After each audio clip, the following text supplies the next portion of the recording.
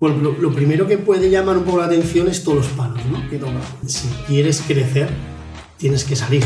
Si queremos ser buenos profesionales, yo creo que nos hacemos en el cambio y en las tormentas. El cambio te hace ser humilde a golpes. Tiene que verse como una oportunidad. Es bestial. O sea, es algo tremendo. O sea, que si te quieres diferenciar del resto en este mundo o en cualquiera, tienes que aportar. Que a una crítica tiene que venir una solución. Un líder tiene que tener un mínimo 4 valores que empiezan por H. El empresario tiene un papel súper difícil, es la soledad del líder. Otra cosa que es buenísima y es que los planes estratégicos luego no se cumplen. Se hace mejor un plan estratégico acompañado de gente externa, que las personas son lo importante, ¿no?, en esa empresa. Yo no pediría al gobierno que facilitara el emprendimiento. Sí, yo simplemente le diría que no moleste. Bienvenidos a Emprende Radio. Hoy tenemos con nosotros a Eduardo Villarroya, líder con más de 25 años de experiencia. Eduardo, bienvenido. Muchísimas gracias por vuestra invitación, un placer. Querría que fuéramos al inicio. Estudiaste economía y empresariales. Lo que más me gustaría que nos contaras es qué inquietudes tenías en ese momento y qué proyectos pasaban por tu cabeza de cómo iba a ser tu carrera profesional. Pues mira, quedaría muy bien si te dijera que desde pequeñito quería ser empresario o trabajar en el mundo de la empresa. Pero la verdad es que para nada en absoluto. Desde pequeño no he tenido una inquietud fija, muy marcada, que muy determinante. Y empecé a hacer empresariales económicas porque dije, bueno, como no sé muy bien qué voy a hacer con mi vida, esta opción pensaba que me podía abrir pues más alternativas, ¿no?, más opciones. Y la suerte fue que desde el primer momento dije, hostia, pues me gusta. Todas las asignaturas que veíamos en la carrera, unas más que otras, pero a todas les encontraba mucha utilidad. Es una persona muy práctica y la carrera en sí es súper práctica. Entonces, tanto para tu vida personal como para luego cuando puedas o pudiera en ese momento empezar a trabajar o por cuenta ajena o como emprendedor, ¿no? Entonces, pues enseguida le cogí aprecio, gusto y amor a la carrera y decidí, después de empresariales, hacer también económicas. Y esa ha sido la historia.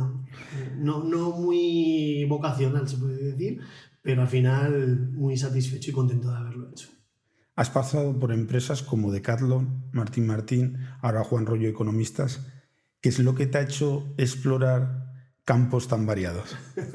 Pues mira, también te podría decir que todo ha sido una carrera perfectamente estructurada y pensada, pero también muy lejos de la realidad. Y te pongo en situación. Yo acabo la carrera, por razones familiares no había podido irme de Erasmus y decido irme a Irlanda a estudiar inglés. Bueno, en ese momento yo pensaba que iba a perfeccionarlo.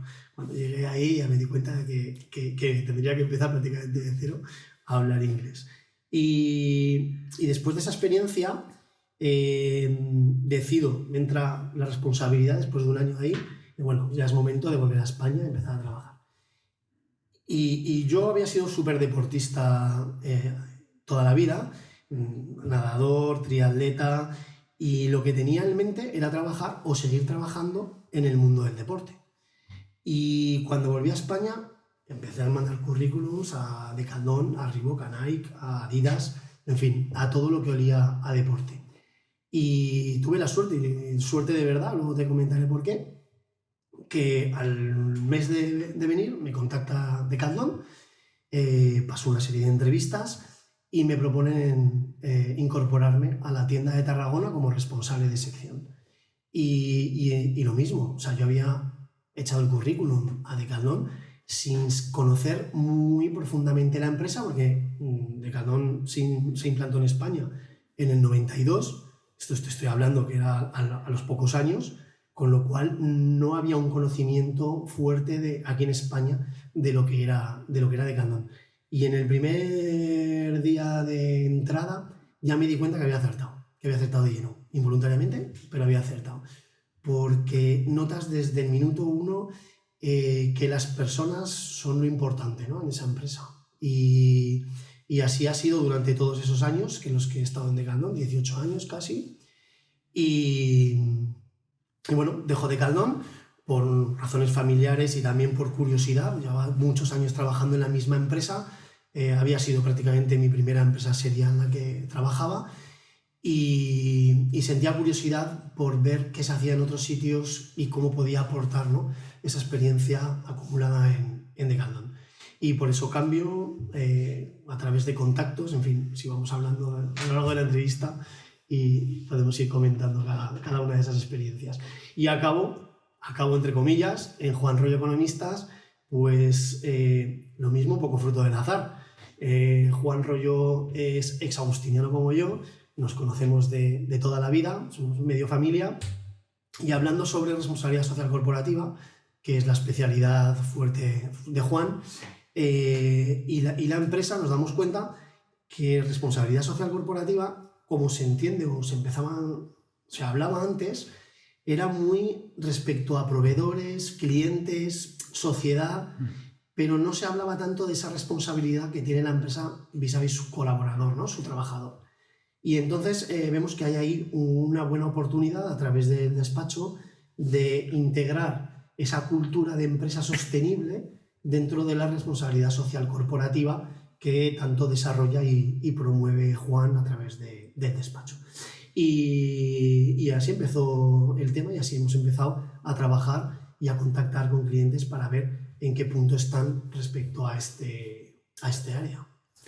Hemos hablado de un tema importante que es la responsabilidad social corporativa y aprovecho, ya que la has tocado, cuéntanos cuál es la visión de lo que es para ti, para que la audiencia lo entienda, qué es la responsabilidad social corporativa en una empresa.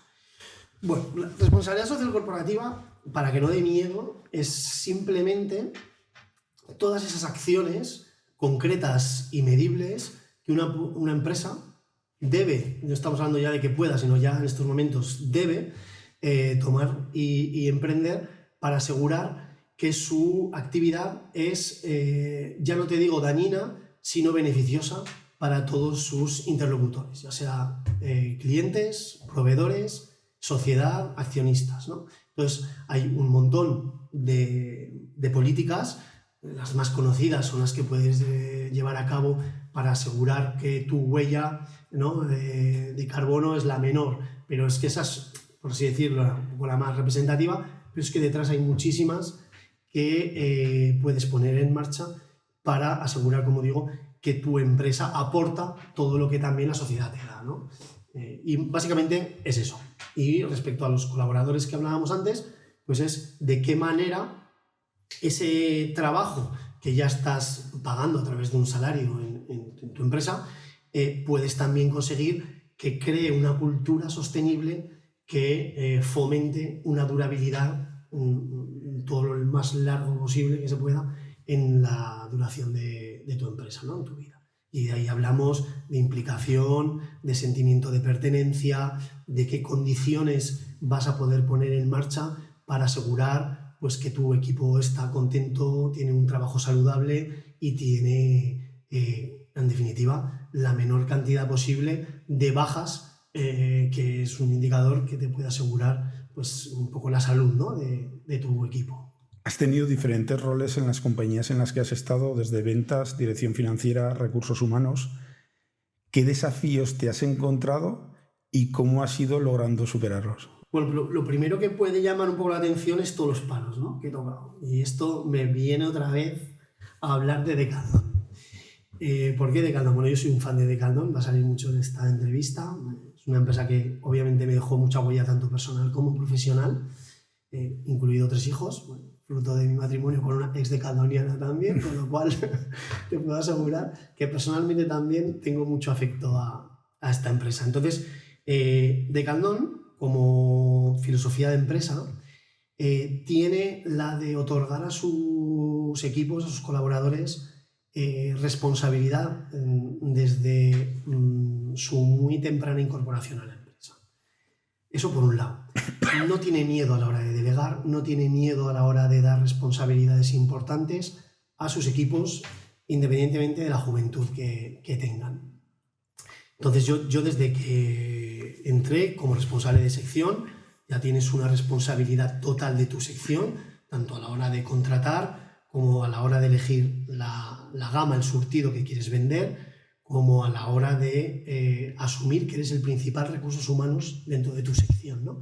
De asegurar pues, que tu equipo tiene un buen desarrollo y que está preparado también para continuar ese ciclo dándoles nuevas responsabilidades dentro de la empresa. Con lo cual eso ya es algo que te marca muy fuerte como trabajador de esta empresa. Y en segundo lugar, es una empresa que no le gusta o que no quiere que sus colaboradores se acomoden en un mismo puesto, que se aburguesen, por así decirlo, que se pongan o que controlen y ya se dejen un poco ir o dormir, ¿no? Entonces, a la gente que considera que tiene crecimiento, que tiene potencial, enseguida le da nuevos retos, le da nuevas oportunidades de seguir creciendo. Todo ello dirigido, obviamente, a un sentido de carrera, de proyecto de carrera, ¿no? Pues es por eso que enseguida, estuve 2 años como responsable de sección, enseguida tuve la oportunidad de irme a Lille como responsable de sector de la tienda Campus, concepto de Decathlon. Ahí tuve la oportunidad de trabajar muy directamente con el que luego sería director de Decathlon España, que cuando va al país me propone volver como director de tienda, con 29 años ya, casi 30, soy director de la tienda más importante de Decathlon en España, en España, y la segunda en facturación a nivel mundial. O sea, hay que decir que fueron atrevidos, ¿eh? Porque si llegas a una empresa a lo mejor no me doy esa oportunidad yo mismo, pero Decathlon es así y eso te hace pues, forjarte en el cambio y te hace forjar ese gusto por el desafío y los retos, ¿no? Entonces, bueno, así voy cambiando de puesto en función de un proyecto profesional y al mismo tiempo asumiendo nuevas responsabilidades y nuevos desafíos. ¿Miedo cuando me lo proponen?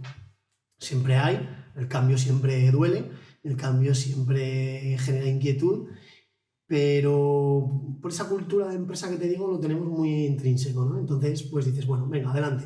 Y ves muy rápido que con voluntad, con trabajo y con ganas de aprender ese oficio en cuestión, enseguida lo controlas, ¿no? Y enseguida lo dominas.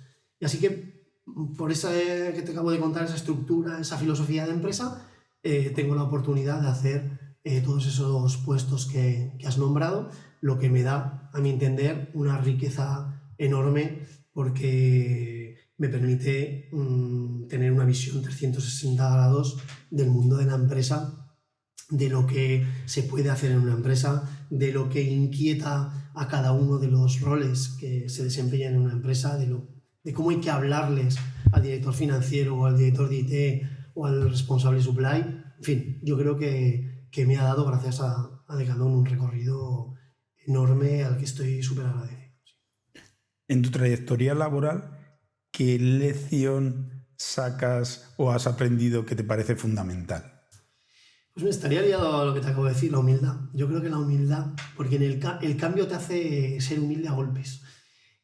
Cuando tú dejas un puesto que dominas, controlas, que tienes el equipo ya formado, que vas solo, que solo te tienes que preocupar de estar, y que te hagan volver a empezar de nuevo en un oficio que no controlas, que desconoces, que tienes que volver a formar un equipo, que tienes que volver otra vez a coger tus marcas y tus referencias, te enseña lo primero que no somos perfectos, que no sabemos todo, ni mucho menos, y que por ahí encuentras gente muy competente, muy válida y muy top. Y entonces, bueno, yo creo que de todos los cambios, lo que más me ha enseñado ha sido a ser humilde y te diría lo segundo, a no tener miedo al cambio. Eso también es una experiencia que también aprovecho mucho a nivel personal, a que el cambio tiene que verse como una oportunidad y como algo que te hace superarte y desarrollarte y ser mejor, ¿no?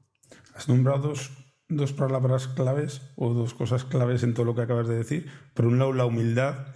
Para aprender y crecer, uno debe tener humildad para poder aceptar que le pueden formar o que le pueden aportar un valor, ¿no? Totalmente. O sea, la humildad para mí, también lo digo mucho, ¿eh? Yo soy un fan de Juan Carlos Cubeiro y tiene un libro que es La sensación de fluidez, donde cuando lo leí hace muchos años, ponía muy de manifiesto que un líder tiene que tener un mínimo 4 valores que empiezan por H, que son la humanidad, el humor, la humildad y la honestidad.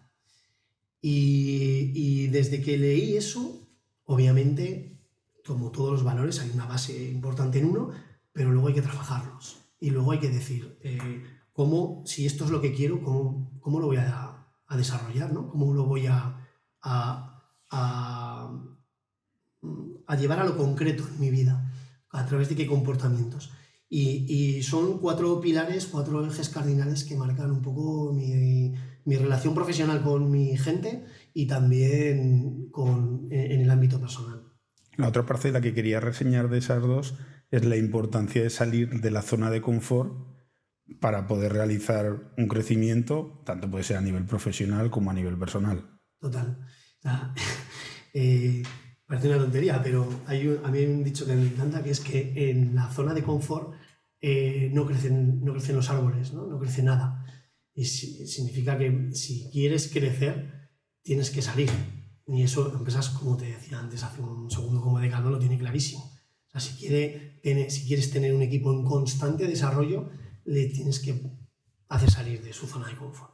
Sea con nuevas responsabilidades, sea con desafíos distintos, diferentes, que le hagan replantearse. Y a nivel personal, no podía estar más de acuerdo. A nivel personal, de cada cambio, yo me echo más fuerte, no tengo la menor duda, ¿no? Es también un dicho buenísimo que me encanta. No hay mar en calma que haga experto marinero, ¿no? Pues ya lo dice el refranero popular. O sea, si queremos ser buenos profesionales, yo creo que nos hacemos en el cambio y en las tormentas. Desde Carlos siempre me ha llamado la atención en la parcela de marketing, porque nunca tienen campañas de marketing continuas que te vayan introduciendo, que te vaya entrando en la cabeza de una forma continuada, sino que selecciona cada cierto tiempo momentos adecuados, hace una campaña potente, un poco como recordándote, hey, que estamos aquí, sí, acuérdate de Decathlon para que pasemos por la tienda, porque al final todo el mundo sabe qué es Decathlon, qué te puede aportar Decathlon, qué producto tiene Decathlon, y al final es simplemente un poco de, oye, te recuerdo que estamos, acuérdate de pasar por la tienda. Sí, hay 2 cosas que son enormes en Decathlon, y es que su marketing son 2 grandes vectores. Uno es su equipo, sus trabajadores, y el segundo es su producto. Y cuando lo piensas dices, hostia, es enorme, ¿no? Y no hace falta gastarse millones de euros en sponsorizar al mejor jugador de fútbol o de básquet para llegar a estar en top mind de cualquier país donde está presente. Y es una verdad como la copa de un pino. O sea, si tú tienes, no sé, en qué miles de trabajadores estarán a nivel mundial, pero si todos esos trabajadores son embajadores de tu marca, si hablan bien de ti, tanto de tu forma de trabajar, de su trato, ya tienes toda la campaña de marketing que quieras multiplicado por esos miles. Eso es muy bestia. Es bestial, o sea, es algo tremendo. O sea, la cantidad de empresas que les gustaría poder destinar toda esa campaña de marketing a través de sus empleados, ¿no? Y lo segundo es el producto, porque eso también lo vemos con empresas como Apple. O sea, tú tienes un producto que de por sí es bueno, no tienes que vender, se vende solo. O sea, tienes los suscriptores que son tus trabajadores, más todos los utilizadores de ese producto que solo pueden hablar maravillas de él. ¿Para qué quieres hacer campañas? Pues para lo que dices tú, para de vez en cuando pues aparecer, para que digas que están ahí, pero no lo necesitan. Luego también Decathlon lo que ha ido es profesionalizando cada vez más el producto. Tenía un producto más básico para empezar a realizar un deporte y poco a poco se han ido profesionalizando a tener productos tan competitivos como cualquier otra marca del mercado. Totalmente. Pero productos propios, ya de Decathlon, Sí. Propios suyos. Sí, hay otro fundamento del éxito de Decathlon, como acabas de nombrar, Darío, y es la marca pasión, ¿no? Que le llaman a la marca propia de Decathlon. Eso les da el control de la calidad y el control, en cierto modo, del precio, ¿no? Que son fundamentales en cualquier producto. Y Y al principio, como dices, la masa de utilizadores, ¿dónde los tienes? Siempre donde empiezas, ¿no? Mucho boom al empezar un deporte, enseguida se va perdiendo esa ilusión y acaban los más fanáticos. Entonces el núcleo fuerte en la campana de Gauss, el volumen grande, lo tienes en esos primeros productos diseñados para facilitarte más esa introducción al deporte a un bajo precio con una calidad muy decente. Pero poco a poco también se va dando cuenta que si quieres llegar a todos, como es su misión, te tienes que también dedicar, invertir cierto presupuesto en desarrollar productos pues un poquito más también para gente más exigente, ¿no? Gente que ya practica el deporte de una manera mucho más frecuente, asidua y que exige pues una calidad de producto mayor. Y ahí está Decathlon también. O sea, luego le podrás criticar que vende menos la marca de bicicletas de Decathlon que Trek, pero el desarrollo de los productos también de alto nivel que tiene Decathlon para mí es también espectacular. Sin olvidar la innovación. Ahí es a donde iba, que es que han ido creando ellos su propio producto e innovando en ciertas parcelas de ya el deporte, digamos, más profesional dentro del amateur, pero un poco más profesional que te solicita un producto más avanzado. Totalmente. Lo tiene también clarísimo desde el inicio de Galdón. Hablábamos antes de off the record o de la suerte. Es que no es suerte. O sea, es que lo tenía muy claro desde el minuto 1. Que si te quieres diferenciar del resto en este mundo o en cualquiera, tienes que aportar, tienes que descubrir nuevas necesidades y nuevas mejoras en el uso de tu cliente, en los productos. Y eso Decathlon lo tiene claro desde el principio e invierte muchos recursos en ello. Que eso luego sí tendremos ocasión de hablar de lo importante que es tener un plan estratégico de empresa, pues es que la innovación en el plan estratégico de Decathlon está marcado blanco sobre negro. Has desarrollado funciones de CEO, has estado en diferentes consejos de administración. ¿Cuál crees que es el mayor valor que aporta Eduardo en las compañías en las que está? A ver, esa es muy buena pregunta. Es delicada. ¿Qué aporta? Yo creo que soy un pepito grillo como la copa de un pino. Soy bastante, si se puede utilizar el término, revolucionario. Fruto de mi carrera profesional, de todo el recorrido que he hecho, creo que me ha dotado de una capacidad crítica, analítica, importante, y también esa humildad me permite ver también las cosas que no estamos haciendo bien. O sea, no somos perfectos. Entonces, yo creo que ese incitar o ese inspirar a cambiar cosas, a seguir hacia adelante sin tener en cuenta mucho lo que hemos hecho ya, creo que es mi principal aporte en estos consejos, ¿no? Siempre positivo, eso es otra de las cosas que también en mi carrera profesional puedo decir con orgullo que he asimilado, que las cosas entran mucho mejor cuando se hacen desde una perspectiva positiva, una crítica constructiva, más que desde la típica crítica por criticar o destructiva, ¿no? Se puede tener un pensamiento crítico para avanzar, para crecer, pero a la vez hacerlo desde un punto positivo de crecimiento y de avance. Totalmente. Y la diferencia está en la propuesta de solución. Yo siempre se lo decía a mis equipos cuando entraban al despacho, me pillaban por los pasillos o donde fuera, y me empezaban a criticar cualquier cosa, decían, me parece estupendo. ¿Y qué propones? El qué propones hace que la gente asimile perfecta y rápidamente que a una crítica tiene que venir una solución, o una propuesta, o una alternativa. Que es lo que nos hace, efectivamente, la crítica está ahí, pero ¿cómo hacemos? ¿Cómo avanzamos?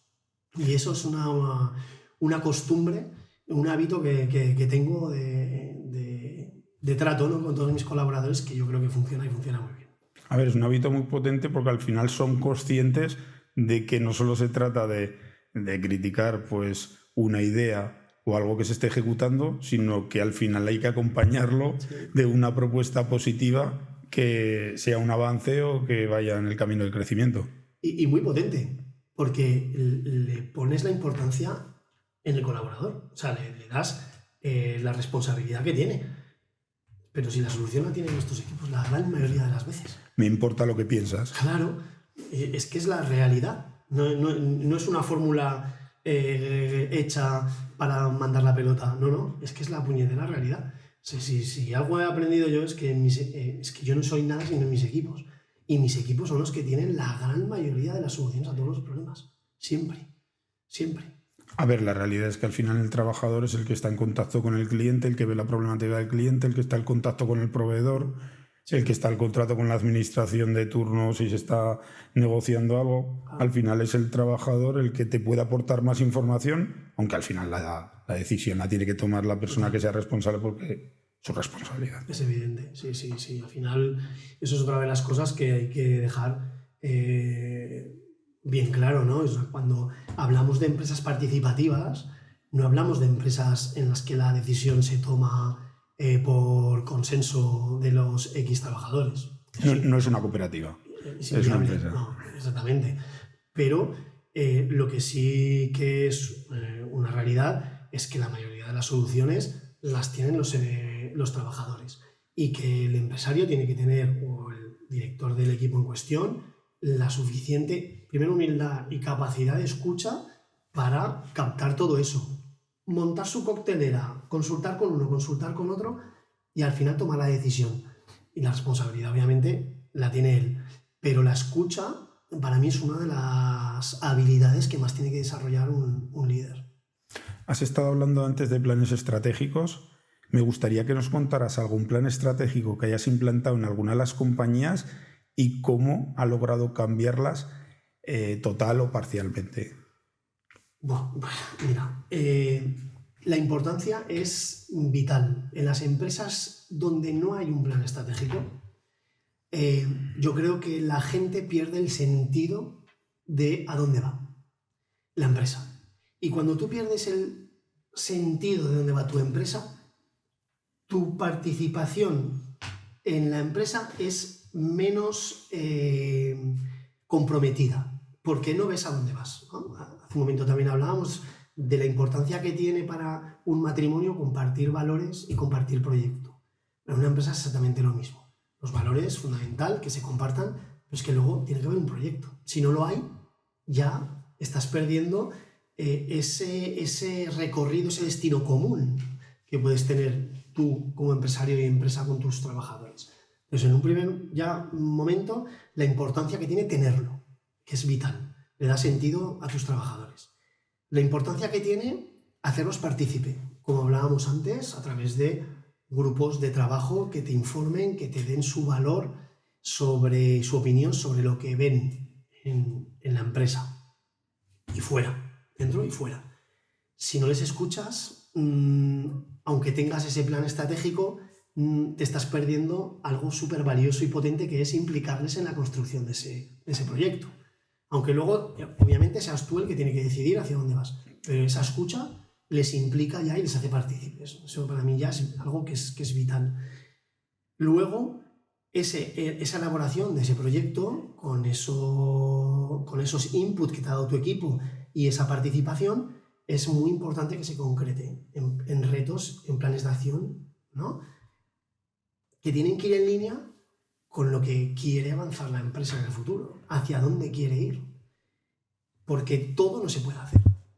Tú eres empresario, sabes perfectamente que hay un presupuesto y que ese presupuesto hay que repartirlo y que tú querrías hacer miles de cosas, pero al final tienes que decidir, porque si no, no tienes recursos para todo. Pues eso no es ni más ni menos que el proyecto estratégico, es decir, ¿dónde voy a priorizar? ¿Dónde voy a poner los huevos de mi cesta o parte de mis recursos, ¿no? Luego, sin él, tampoco cabe que puedas hacer la elección de tu equipo adecuado. Si tú no sabes dónde quieres ir, ¿cómo vas a contratar la persona adecuada para ir a ese lugar? Ya para empezar, si no hay proyecto, está faltando una base importantísima de decisión a la hora de contratar tu equipo. Sigo. Si no tienes ese equipo bien contratado, luego ya puedes hacer toda la cadena de consecuencias que eso te requiere. Luego, indicadores.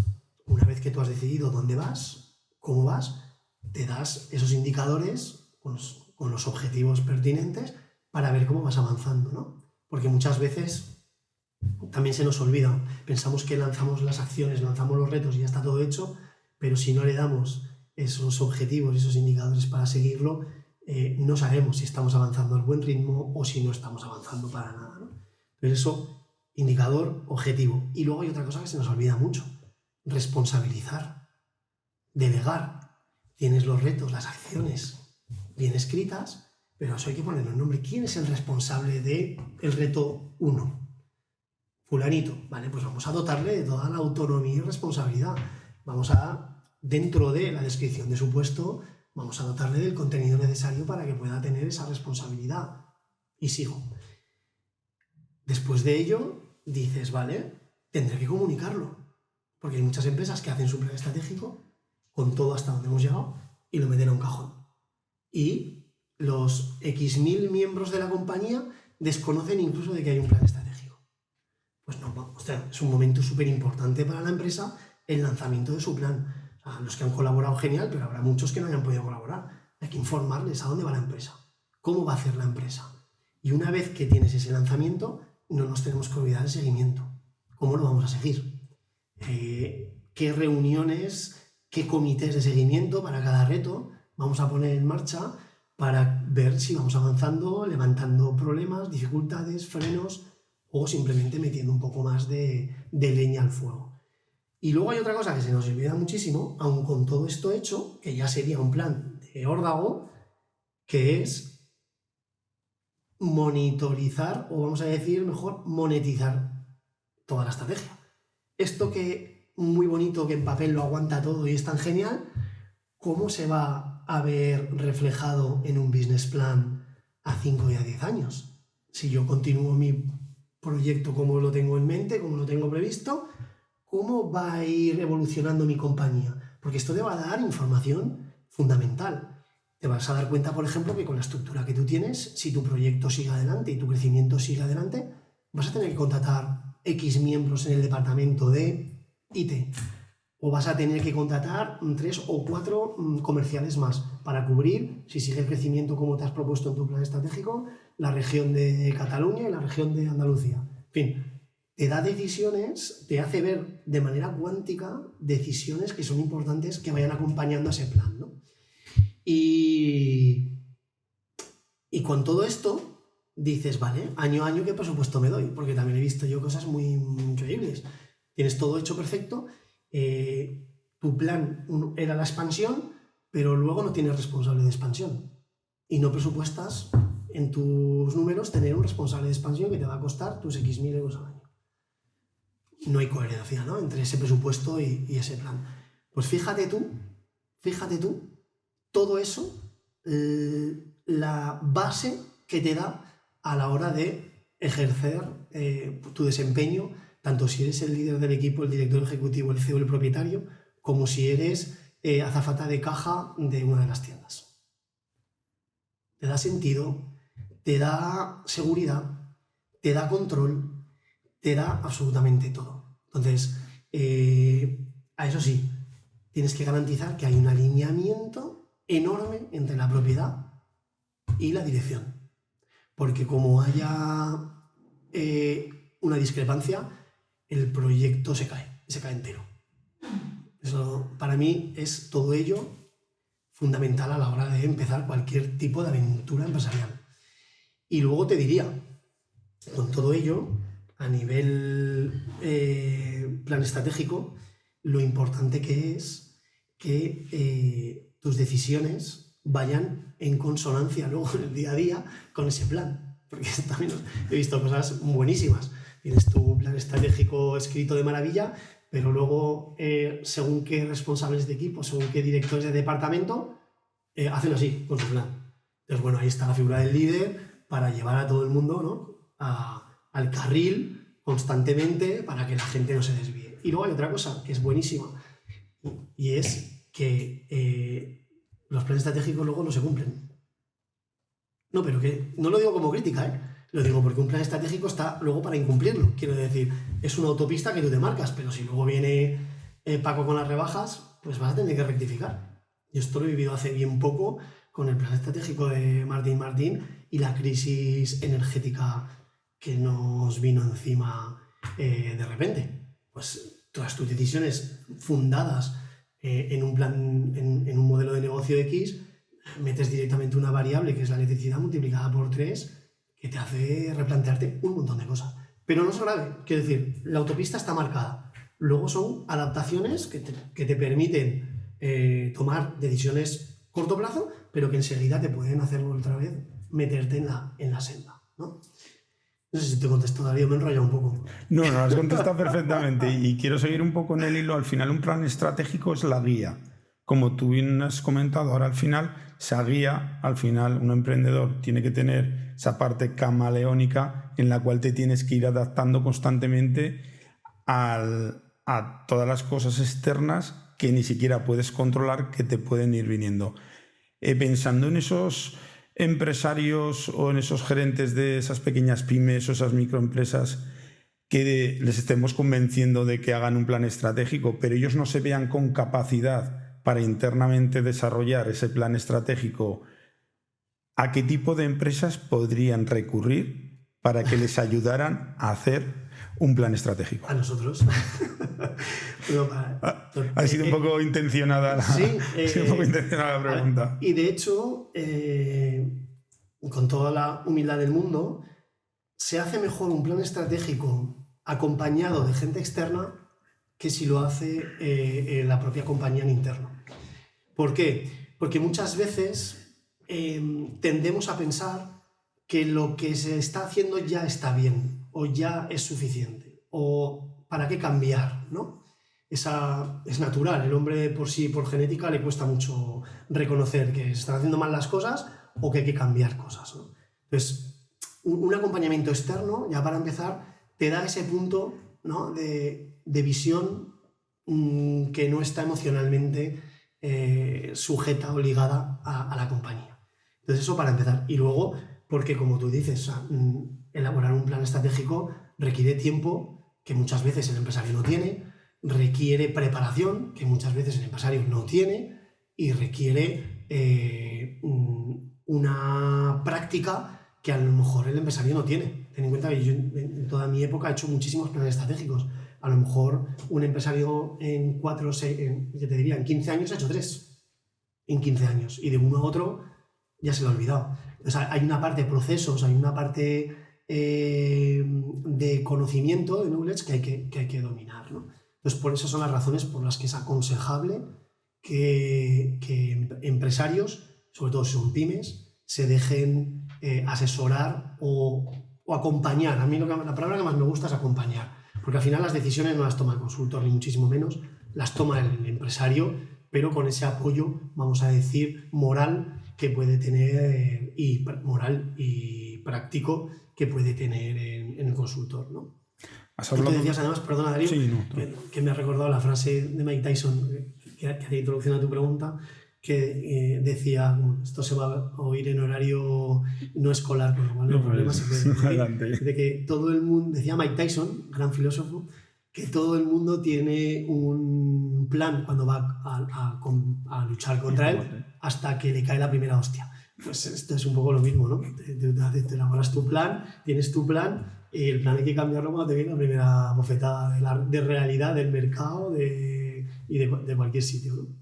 Has dicho una cosa que es esencial, que es que hay ciertas preguntas que es muy difícil que un empresario o su propio equipo se puedan hacer y que las puedan contestar correctamente. Al hilo de esto pasa muchas veces en el marketing. Cuando vas a hacer una campaña de marketing, hay preguntas sobre tu producto internas que sabes qué preguntas te tienes que hacer, pero a lo mejor la respuesta que tú te das por tu propio ego no son las respuestas más correctas y no te deja tomar las decisiones adecuadas para que eso vaya en un crecimiento y que vaya hacia adelante. Total. Entonces, en el tema del plan estratégico es un poco banal, y lo que es que hay ciertas preguntas en diferentes ámbitos que la empresa es muy difícil que se pueda contestar a sí mismas, y hay veces que externalizar esas partes, pero no solo las empresas pequeñas, sino hay muchas empresas grandes que también lo externalizan. Totalmente. Y no pasa nada. La gran mayoría, ¿eh? Incluso Decathlon externalizan una gran parte de su desarrollo. O sea, eso es habitual. Es habitual. Y luego, además de continuar con lo que decías, una empresa, además, que su plan de marketing es X, tiene que estar fundado también en una analítica previa de un análisis tanto interno, pero también externo. Y eso muchas veces no lo delegamos. Nos centramos a la hora de ese análisis únicamente en lo interno de la empresa, y nos olvidamos de la parte externa, que es súper importante, tanto en amenazas como en oportunidades. ¿Qué amenazas tengo en el mercado a medio o largo plazo? Eso es vital antes de empezar a hacer un plan estratégico. Y eso requiere tiempo. ¿Lo hace el empresario? Muy a menudo. A veces sí, otras veces ese es un olfato empresarial que tienen, y otras veces tienes que delegarlo en las empresas que se dedican a ello. Y lo mismo con las amenazas, y lo mismo con las oportunidades. Entonces eso es importante que seamos lo suficientemente lúcidos, porque es que de ahí va a colgar todo el plan estratégico. La mayor parte de nuestra audiencia son personas que tienen un gran interés en su propio crecimiento personal o profesional. Los que estén pensando en realizar una mentoría o solicitar los servicios de un coaching ejecutivo, ¿qué consejos le darías? Yo primero quiero desmitificar un poco la figura del coach. Esto es como todo en esta vida. Hay gente que se dedica al coaching y no ha tenido experiencia empresarial real. Se ha dedicado toda la vida a la consultoría. Y eso, perdona que te diga, pero es lo más fácil que hay, ¿no? Esto es lo típico del abuelo que está en la obra, ¿no? Y ese ladrillo está mal puesto. Claro, bueno, claro, sí, pero ¿por qué está mal puesto? A lo mejor tiene una explicación, a lo mejor tiene por lo menos una razón de ser. Y eso, hay muchos coaches que se ha proliferado muchísimo en los últimos años la figura, que han hecho prácticamente única y exclusivamente o muy poca experiencia profesional y se han dedicado a la consultoría, ¿no? Para empezar, yo les recomendaría que si va a rodearse de esta figura, lo primero de todo, que vea que hay una experiencia real de empresa, porque las cosas cambian. Lo segundo, que tiene que tener una confianza plena en la persona. Para mí casi es el punto, después del anterior, más importante. Que se sienta a gusto, que haya conexión. Eso para mí es vital, porque el coach, si hace bien su trabajo, tiene que herir, o sea, tiene que ir a hacer daño al coach. Eso es como el psicólogo. Sí, tiene que ir a hacer daño, porque si solo le dice lo bien que hace las cosas, no le ayuda. Entonces tiene que haber una muy buena relación para aguantar eso, ¿no? O para soportar eso. Y lo tercero, decirle que en el desarrollo precisamente irá ligado a esa incomodidad.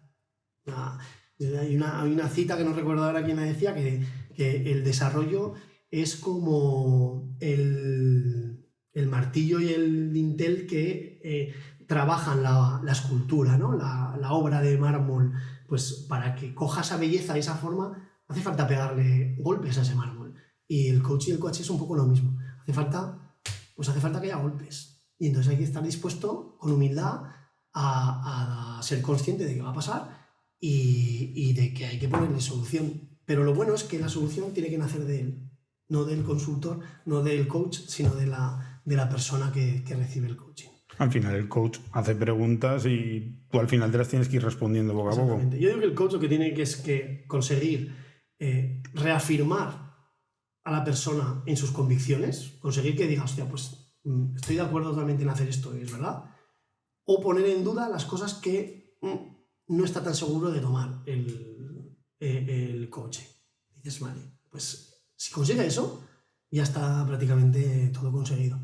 Y luego además es la soledad del líder, ¿no? La soledad del empresario, la soledad de ese director ejecutivo que hay un montón de información o materias pues que por supuesto no puede compartir con su equipo y se las lleva a su casa. Y en su casa su mujer le dice, o su pareja le dice, oye, mira, a mí no me cuentes esto, que aquí deja la empresa en la entrada de casa, ¿no? Bueno, pues es una manera también de hacer que los matrimonios se prolonguen en tener un coach.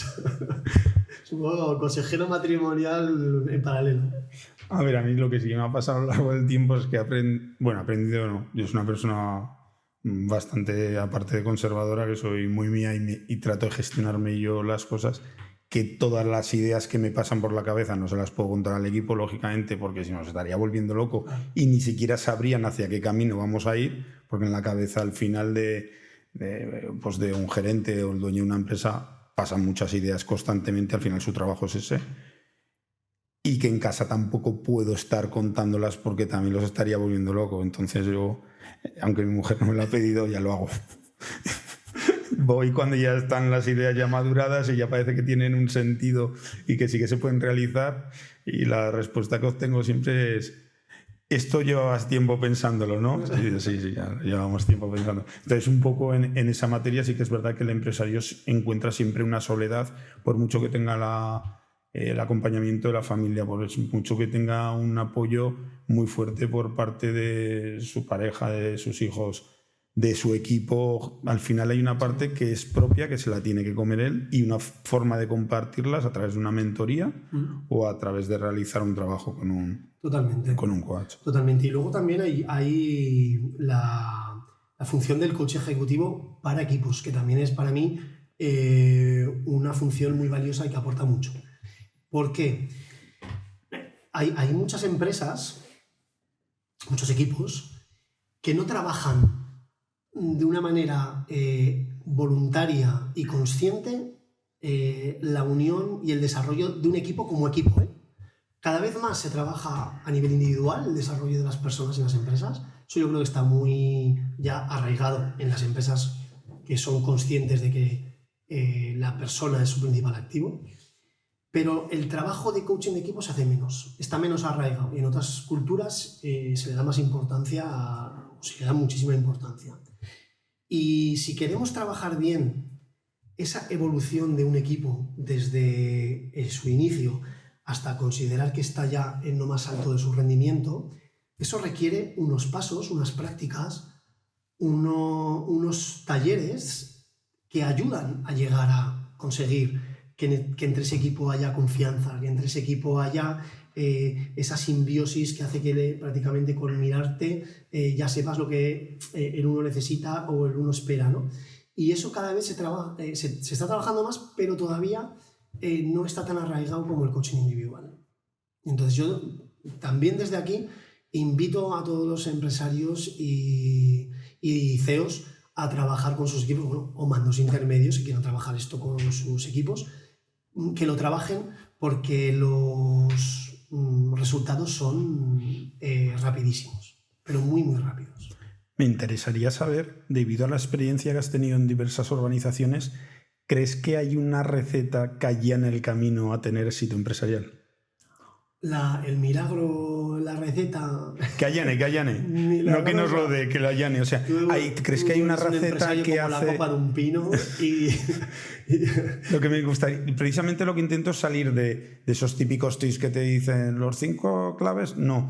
Pero sí crees que hay alguna receta que si tú tienes, por ejemplo, por lo que hemos estado hablando, humildad... Si tú sales con frecuencia de tus zonas de confort, ¿tú crees que hay alguna receta, que hay ciertas claves que si tú las trabajas pueden llevarte o allanarte a tener éxito empresarial? Yo, mira, si tengo que elegir una, porque la empresa es un ente holístico, quiero decir, es que está todo relacionado. Hablábamos antes del plan estratégico, el plan estratégico sin las personas que lo mejoren no sirve para nada. Y el presupuesto, el control de gestión, IT, o sea, todo está interrelacionado, no se puede separar. Pero si me pides que te separe una, yo te diría que las personas. El empresario que tiene bien asimilado que su éxito dependerá de las personas que tenga en su equipo, yo creo que tiene ya una parte muy importante del éxito garantizado. ¿Y a qué me refiero con poner a la persona en el centro? A que haya escucha por parte del empresario, a que haya confianza mutua en los dos sentidos y que se trabaje esa confianza, que haya delegación, responsabilidad, que se le dé a la gente la oportunidad de apropiarse de sus funciones con responsabilidad. Tú le darás un indicador, tú le darás unos objetivos, tú lo seguirás regularmente para ver que no se desvíe de esos objetivos marcados, pero que se le dé a él, a ella o a él esa responsabilidad. Que se tenga en cuenta su desarrollo. Es decir, que digas, ostras, yo no he contratado a una persona para que no mejore ya en los 20 años que esté en mi empresa. Es que yo creo que, y es lógico, ¿no?, que cada vez sea mejor, que cada vez haga no solamente mejor su trabajo, sino que haga mejor o que contribuya a hacer mejor todavía el trabajo de los que tiene alrededor. Y para mí, si tiene asumido esto el empresario, tendrá un equipo implicado, con sentimiento de pertenencia, como decíamos antes, embajador de la empresa y al 100% implicado en los resultados. Y de ahí yo creo que deriva todo lo demás. En muchas empresas antes, sobre todo ahora menos, que ponían al cliente en el centro, o sea, está más que demostrado y es más que evidente que una empresa que pone a la persona en el centro, como consecuencia, tiene un cliente satisfecho. Al final es el que trata con el cliente. Y tiene un cliente satisfecho. Es así. Entonces, si me tuvieras que pedir, que poner la mano en el fuego por una cosa, serían las personas. Y lamentablemente, yo creo que esto no está en las cabezas de la gran mayoría de las empresas actuales, sobre todo en Aragón, pequeña y mediana empresa. Hemos estado hablando antes en los planes estratégicos y comentabas que hay veces que cuando diseñas un plan estratégico, pues hay que salirse del camino, o bien se salen alguna vez los trabajadores, o bien te hacen ciertas circunstancias salirte. Cuando sucede esto, sobre todo sucede muchas veces en los cambios y cuando hay innovación en las empresas, porque al final hay cambios y se tienen que adaptar. ¿Cómo haces para mantener motivado a tu equipo y que sigan centrados en el objetivo de la empresa? ¿Te refieres a la circunstancia en concreto de un cambio? No en la parte, porque... Bueno, en general, es verdad que cuando hay cambios se desestabiliza un poco más todo. Lo que me interesa saber es, en esos momentos de cambio o de incertidumbre que se pueden crear pues cuando se introduce mucha innovación o mucho cambio, ¿cómo has hecho para mantener motivado al equipo y que no se salgan del objetivo final que tiene marcada la empresa? Es una pregunta súper pertinente, porque todo lo que hemos dicho antes es válido para un entorno estable, ¿no? La empresa funciona de una manera estable, yo garantizo eso, que esas condiciones que hemos garantizado que tienen las personas en tu empresa, y luego, como dices tú, aparece un agente externo que me hace reaccionar, me hace tomar decisiones que no son las del día a día de mi empresa. Eso es una gestión del cambio que se tiene que hacer con conciencia. Nosotros damos una formación entera de cómo se hace la gestión del cambio en una empresa. Pero para darte 4 pinceladas, lo primero de todo, que es todo también sentido común, es poner la razón del cambio, hacer una reunión donde se expresa la razón o el agente que promueve el cambio para que haya una comprensión total, meramente informativa. Se suele hacer una consulta también de agentes importantes dentro de la compañía con peso para escuchar una vez más ellos cómo harían. Se intenta llevar a lo más colectivo posible para que haya la mayor cantidad posible de gente que se sienta partícipe de esa decisión. Y una vez que tenemos hecho, el empresario toma la decisión de qué es lo que va a llevar a cabo, qué es lo que va a hacer. Después de una reflexión, porque muchas veces lo peor de todo esto son los bandazos, es decir, que lleve la reflexión que tenga que llevar en tiempo, pero que la reflexión sea, o la decisión sea la definitiva, Y una vez que tiene tomada el empresario la decisión definitiva, todo pasa por una comunicación, si se puede, en muchos casos no se puede, individual o por pequeños equipos, explicando bien las razones de esa aplicación, una comunicación luego global y luego, después de oír las razones, qué es lo que se va a llevar a cabo, cuáles son las decisiones de una manera muy concreta y muy específica, quitándole sobre todo dramatismo, porque yo siempre digo también que el empresario tiene un papel súper difícil, que es el garantizar un equilibrio emocional en la empresa. La gente de su empresa no puede verse afectada por un excesivo miedo, dramatismo del empresario, ni lo contrario, ni puede caer en la euforia permanente, al revés, ¿no? En esos oscilamientos el empresario tiene que garantizar un equilibrio. Y en estas situaciones de cambio es donde más tiene que estar en ese equilibrio.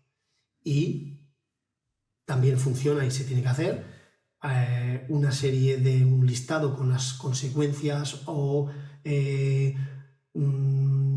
derivadas que puede llevar la decisión para dar confianza a la gente, que es el objetivo final de todo esto, dar confianza a la gente de que la decisión está tomada de manera meditada y las consecuencias que puede haber controlada, para dar confianza a la gente, que es el objetivo principal de garantizar esa comunicación de cambio, ¿no? Dar a la gente confianza en la decisión.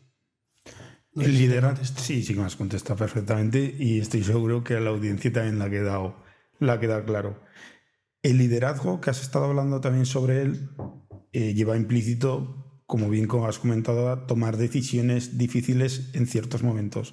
¿Cuál crees que es la decisión más difícil que te ha tocado tomar en el ámbito de tu responsabilidad? Pues mira, sin lugar a dudas, la más difícil por la naturaleza de la decisión, no por la complicación de la toma de decisión, es sin lugar a dudas tener que decirle a una persona encantadora que la empresa no era su sitio. Eso es una de las cosas que más me ha costado a lo largo de mi carrera profesional. No lo he tenido que hacer de una manera muy abundante, pero las veces que me ha tocado son las veces que más... porque te toca la fibra humana y la fibra personal que tenemos dentro, por mucho que te quieras poner en tu papel de líder o de responsable de equipo, ¿no? Es una comunicación difícil que hay que saber también decirla, que hay que saber también transmitirla para que sea lo mejor posible para ambas partes y no de una manera que pueda dañar pues ese orgullo o esa autoestima, ¿no?, de la persona. Pero para mí, sin duda, ha sido esas las 2 o 3 veces que he tenido que decir a una persona encantadora, porque si no es encantadora duele menos, pero es una persona encantadora que por A o por B no está en el puesto en el que la empresa está contenta con él y normalmente suele ser también bidireccional, se le ve que esa persona tampoco está contenta. Como tú bien dices, la gestión de las personas es una parte complicada en la gestión empresarial, ya que entra a jugar la gestión de las emociones, que como tú bien dices, por mucho que sepas cuál es tu sitio, cuál es la decisión que tienes que tomar y de qué forma la tienes que comunicar, al final estamos jugando con emociones y estamos jugando también un poco cómo se va a sentir o cómo le va a invadir a su ego a la otra persona esa comunicación. Totalmente, Darío. Tú lo sabes bien, además. O sea, lo que hablábamos antes de los valores, la humanidad, es, si la queremos definir de una manera rápida, tener conciencia de que nuestros trabajadores son primero personas. Y entonces la exigencia y la productividad es la razón de ser de la empresa y no hay que dejarlo de lado, ni mucho menos, pero tenemos que ser conscientes cuando estamos en este lado de que un trato humano a nuestros colaboradores, a lo mejor no en el corto plazo, pero sí en el medio seguro, va a revertir en una mayor productividad, seguro.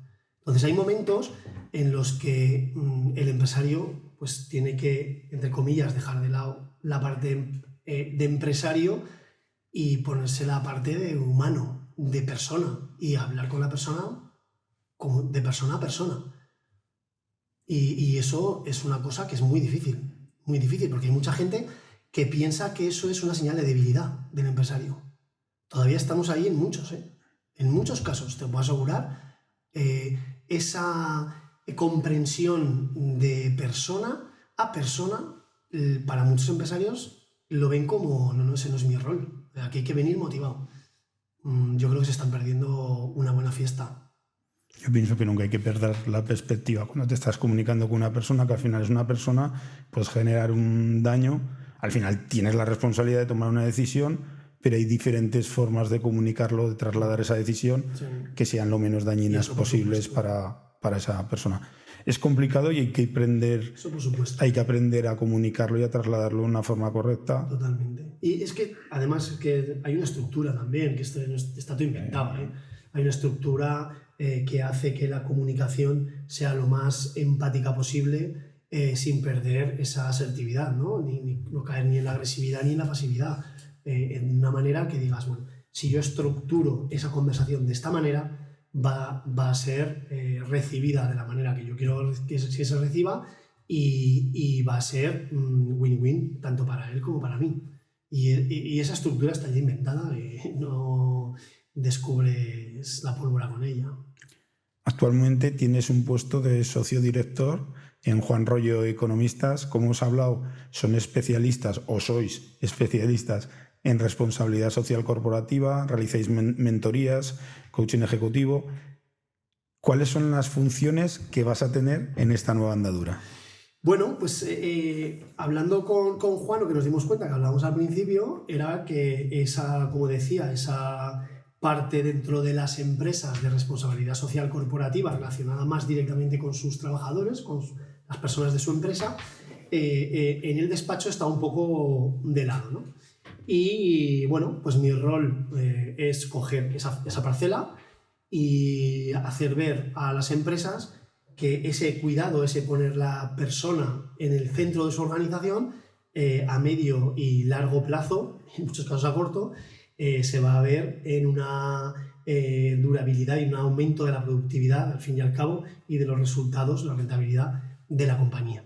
Y todo ello, pues garantizando que hay una mayor implicación, una mayor contribución, un mayor sentimiento de pertenencia y, por qué no decirlo también, una mayor conciencia de desarrollo dentro de las personas que garantizará esa mejora de la rentabilidad, ¿no? Entonces, es un acompañamiento a CEOs y mandos intermedios en el desarrollo de todas esas políticas que la empresa pueda llevar a cabo para mejorar a través de las personas esa rentabilidad.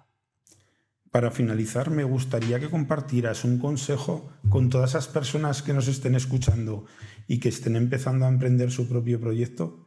¿Qué consejos le darías vital para que lo tuvieran en cuenta? Pues mira, yo te diría, para ese emprendedor que inicia, bajar al papel todo. Porque el empresario normalmente es una persona soñadora, es una persona que está dentro de esa vena, tiene el soñar, ¿no?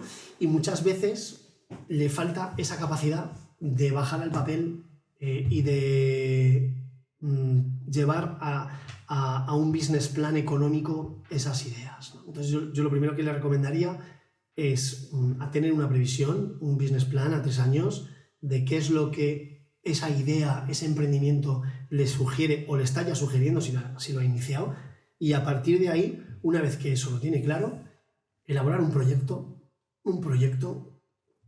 bien sólido, empezando por las personas de su equipo, para conseguir dar, con lo que hablábamos antes, ese sentido a su proyecto.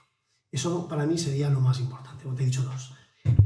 Pero bueno, si metemos el business plan dentro del plan estratégico, como debe ser, es hacer un proyecto estratégico que incorpore ese business plan. Al final es que lleven esa idea un poco a un análisis de números para saber cuál puede ser la realidad de ese proyecto, porque muchas veces nos movemos por la intuición, por lo que sentimos, pero eso al final hay que llevarlo a un análisis de números y ver cuál puede ser la rentabilidad. Sí, bajar a lo concreto, totalmente. Mucha gente, business plan, incluso presupuesto, que a mí ya me parece todavía más increíble, es una cosa que hay empresas que no trabajan con ello.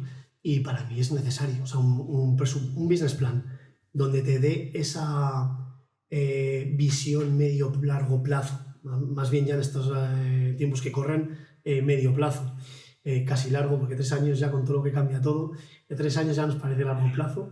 En esa visión, el tener bien constatado si todo va bien, qué evolución va a seguir tu empresa, te abre mucho los ojos para una serie de toma de decisiones importantes.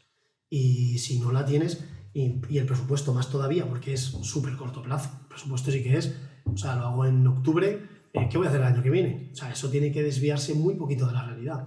Entonces, eso para mí es fundamental dentro de cualquier empresa, y más si está empezando a emprender.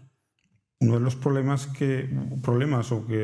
o que más veo que se da cuando hablas con emprendedores es que tienen el pensamiento únicamente en el hoy y en el corto plazo y no llegan a tener una visión a un medio de 3 y mucho menos a un largo plazo de 5 años.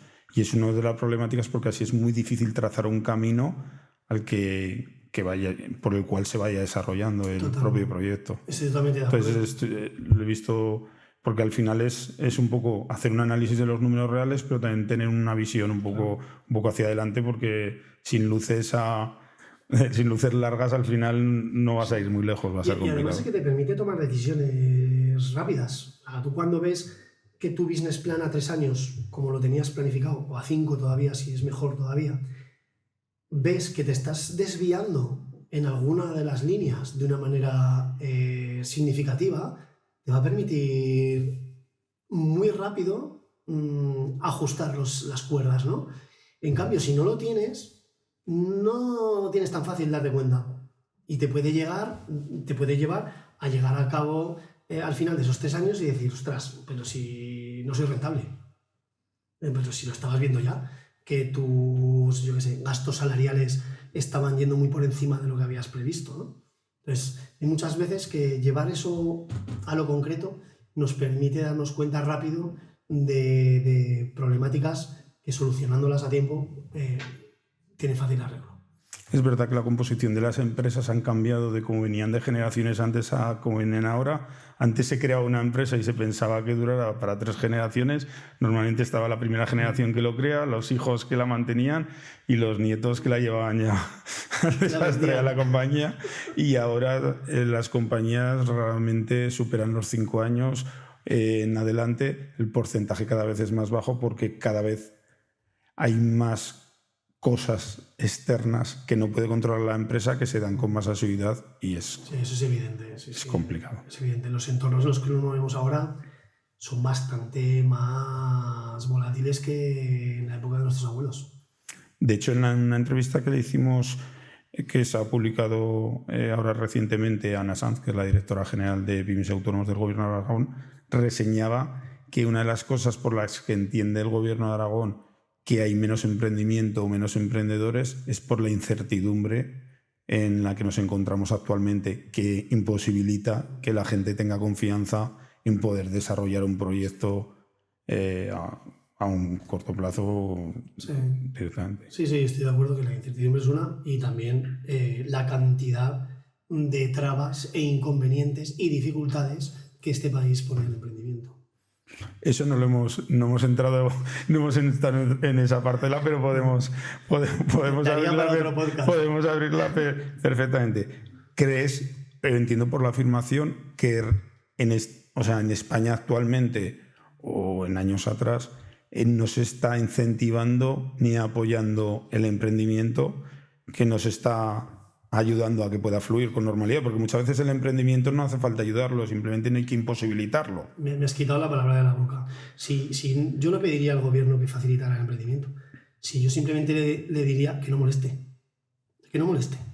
Si los emprendedores, a poco que no les pongas trabas, van a crear. Y además España es un país por naturaleza emprendedor. Pero si no solamente al emprendedor, es que al autónomo. Si es que es uno de los colectivos más perjudicados en España en los últimos años. Son cosas que a mí me parecen muy lógicas, pero a nuestros gobernantes parece que no. Es verdad que el autónomo yo creo que es el eslabón más débil de esta cadena, porque al final la pyme lógicamente no tiene las herramientas de la gran empresa, pero ya empieza a tener algunas herramientas con las que se puede ir defendiendo. Pero un autónomo actualmente en España, es que hay muchos autónomos que nos sacan el salario mínimo interprofesional y están pagando simplemente en seguridad social cantidades totalmente desorbitadas que no tienen ni sentido, que en otros países o no pagan cuota o pagan una cuota mínima de 30, 40 o 50 euros. Sí, sí, totalmente. Y además es que no es una cuestión ideológica, que es muy fácil de comprobar yéndote un poco a la situación con indicadores concretos que vive España con respecto a, no sé, no te diría ya Inglaterra, que a lo mejor es el caso más contrario, pero cualquier país de la Unión Europea.